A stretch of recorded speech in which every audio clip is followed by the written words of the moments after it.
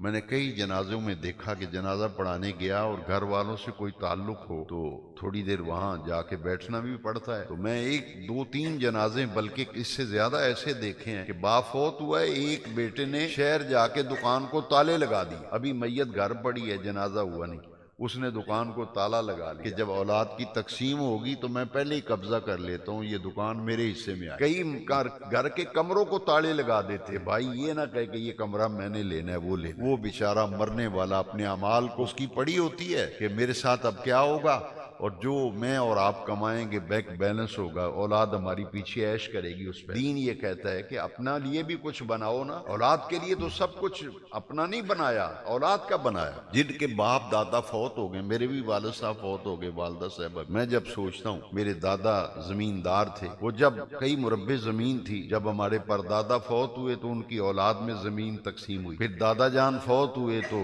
پھر ان کے بیٹوں میں جائیداد تقسیم ہوئی، والد صاحب جب فوت ہوئے تو پھر بچوں میں تقسیم ہوئی۔ وہ جو جائیداد ہے وہ تو اولاد سنبھالتی ہے، ترکہ اور ورثہ اولاد سنبھالتی ہے۔ تو یہ آپ کا نہیں، میرا نہیں جو کماتے بناتے، میرا اور آپ کا صرف وہ ہے، بڑے غور سے یہ بات سنو، میرا اور آپ کا صرف وہ ہے جو ہم نے اپنی آخرت کے لیے نیک عمل کیے ہیں، وہ قبر میں ساتھ جائیں گے، باقی ہر چیز دنیا میں رہ جائے گی۔ تو بھائی کمرے میں تو چاہتے ہو کہ اے سی لگے، شہر جانے کے لیے اچھی کار ہو، بائک ہو، سواری اچھی ہو، لباس اچھا ہو، کیا قبر کے لیے ضرورت نہیں ہے؟ قبر کے لیے ضرورت ہے، لیکن اس دنیا کا نظام اور ہے، برزخ کا نظام۔ میں ایک مثال دیتا ہوں کہ اگر قبر کے اندر اندھیرا ہوگا، حدیث شریف میں، اب اندھیرا ہو تو بندہ روشنی کا انتظام کرتا ہے، ہم نے گھروں میں کتنا انتظام کیا، ٹیوبیں لگوائی ہیں، لائٹس لگوائی ہیں، قبر کے اندر بھی لائٹ کی ضرورت ہے کیونکہ اندھیرا ہے قبر میں، حدیث پاک ہے۔ تو قبر میں لائٹ کہاں سے لگائیں گے، کنیکشن کہاں سے لیں گے؟ امام یافعی نے بڑی پیاری بات لکھی ہے، فرماتے ہیں میں قبر کی روشنی ڈھونڈنے نکلا کہ قبر کی روشنی کہاں سے ملتی ہے، میں لے لوں، دنیا میں انتظام کر لوں۔ فرمایا فوجدت فی تلاوت القرآن،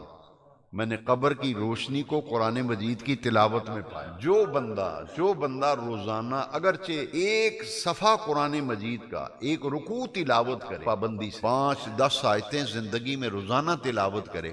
ایسے بندے کا جب قبر میں جانا ہوگا، اور قبر میں جانے سے قرآن مجید کی تلاوت اس کے لیے نور بن جائے گی، اس کی قبر کو منور کرے گی اور روشن کرے گی۔ اکیلا بندہ گھر میں ڈرتا ہے، کہیں گھر والے گئے ہوں رشتہ داروں سے ملنے شادی غمی میں، تو بیٹا گھر میں اکیلا ہو تو وہ اپنی کسی دوست کو بلائے گا، کزن کو بلائے گا کہ گھر والے گئے ہیں تو میں گھر میں اکیلا ہوں، مجھے ڈر لگتا ہے، رات میرے ساتھ قبر میں، میرے ساتھ کمرے میں رہو تاکہ مجھے سکون اور راحت ملے، اکیلے ڈر لگتا ہے۔ حدیث شریف میں قبر میں بھی وحشت ہوگی، قبر میں بھی تنہائی کا احساس ہوگا، وحشت کا احساس ہوگا، تو ہر بندہ اکیلے نہیں رہنا چاہتا، وہ چاہتا ہے میرے ساتھ کوئی بیٹھا ہو، باتیں کرے۔ قبر کی تنہائی اور وحشت یہ کس طرح دور ہوگی؟ امام یافی فرماتے ہیں فوجدت فی صلاۃ اللیل، جب دنیا سوئی ہوئی ہو تو رات کو اٹھ کر جو 2 نفل پڑھ لے گا نا، اس کو قبر کے اندر وحشت نہیں ہوگی، قبر کے اندر خوف نہیں ہوگا۔ پتہ کیا چلا کہ نیک اعمال، یہ نیکیاں جو ہم کرتے ہیں، مسجد میں آتے ہو، خوش نصیب لوگ ہو جو مسجد میں نماز پڑھتے ہو، جو قرآن شریف کی تلاوت کرتے ہو، کسی اللہ کے مخلوق کی مدد کرتے ہو، خدمت خلق، کسی آدمی کی ہیلپ کرنا، مدد کرنا اللہ کو بڑا پسند ہے، یہ عمل بھی کام آئے گا۔ حدیث شریف میں ہے جب بندہ کسی ضرورت مند کی ضرورت کو پورا کرتا ہے، من کان فی حاجت اخیہ کان اللہ فی حاجتہ، جو کسی کی ضرورت کو پورا کرتا ہے اللہ اس کی ضرورتوں کو پورا کرتا ہے۔ غریب غربے کی مدد کرنا، مسکین، بیوہ عورتیں، یتیم بچے، ان کی کفالت کرنا، ان کی مدد کرنا، خاص طور پر زمیندار لوگ، عشر اسی لیے رہے، زمین کا حصہ اللہ کے راستے میں نکالو، عشر دو،